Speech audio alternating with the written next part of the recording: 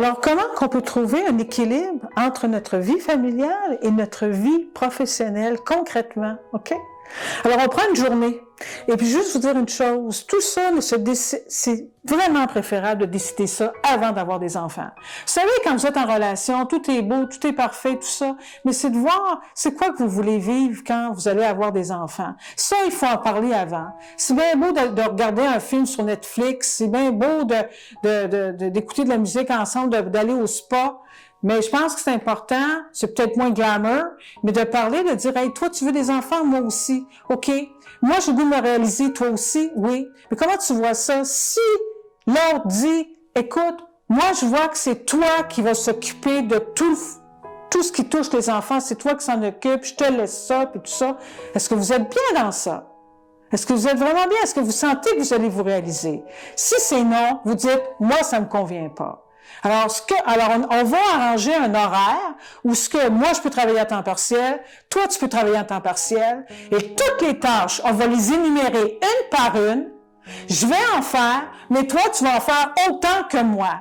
C'est pas vrai que les hommes disent, je m'implique de plus en plus, je mets une poubelle, puis je passe l'aspirateur.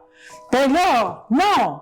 Désolé, mais il y a plus de choses à faire. C'est pas vrai que ça doit toujours se retrouver dans le côté femme, où ce que c'est elle qui va se ramasser avec tout ça en disant, elle a fait bien ça. Elle va tout arranger ça. Moi, j'y arrive pas. Je sais pas trop comment planifier ça. Ben oui, peut-être la majorité, peut-être des hommes vont dire ça. Pourquoi?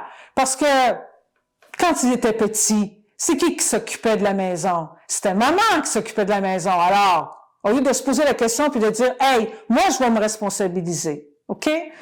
Je vais vous donner un exemple très concret de ma vie personnelle. C'est mon père qui m'a appris à repasser. C'est mon père qui m'a appris à faire la cuisine. Alors oui, c'est possible.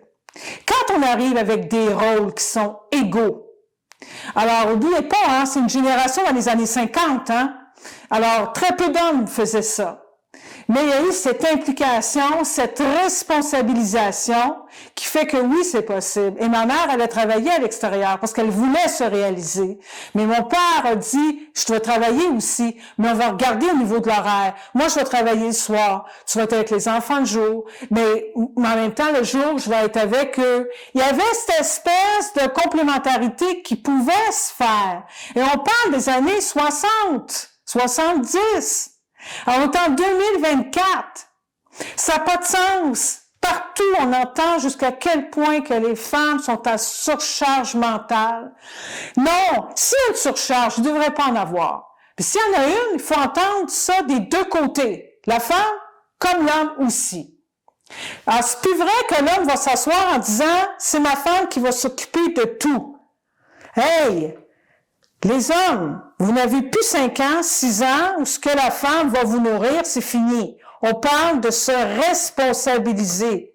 Alors, concrètement, un lundi matin, l'homme dit, mettons un exemple, aujourd'hui, je travaille pas, parce que j'ai déjà planifié l'horaire bien avant, je vais être avec les enfants, c'est moi qui vais aller chercher les enfants. C'est moi qui vais aller les reconduire. C'est moi qui vais les accueillir à l'heure du dîner. Alors, c'est moi qui vais être présent aujourd'hui. Ma compagne, pas ma femme, je préfère ma compagne. C'est fatigant, parce que c'est une possession. Jamais vous allez entendre les femmes qui vont dire mon homme, très rare. Vous allez entendre souvent les hommes qui vont dire ma femme. C'est pas un objet, c'est un être qui a le goût de se réaliser.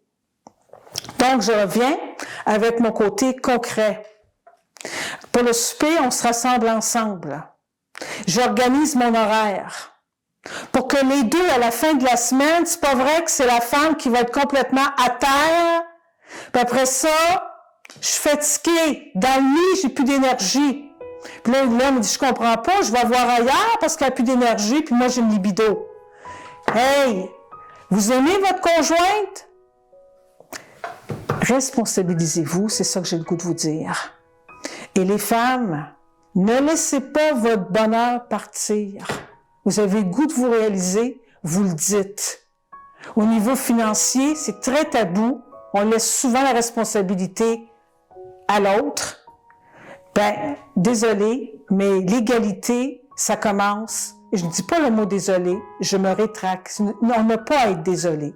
L'autonomie, c'est aussi important, l'autonomie financière. Autant pour les femmes que pour les hommes. Alors, ça ressemble un peu à ça. Et je m'adresse aussi, et je l'ai peut-être dit dans une autre vidéo, je m'adresse aux femmes. N'ayez pas peur de dire que vous êtes féministe. Il n'y a pas de honte à ça. Si vous saviez tout le travail qui a été fait avant, vous n'avez pas idée. Et ce qui fait que vous pouvez avoir, parce que le travail n'est pas terminé, parce que le même travail, les femmes comme les hommes, le salaire n'est pas encore égal.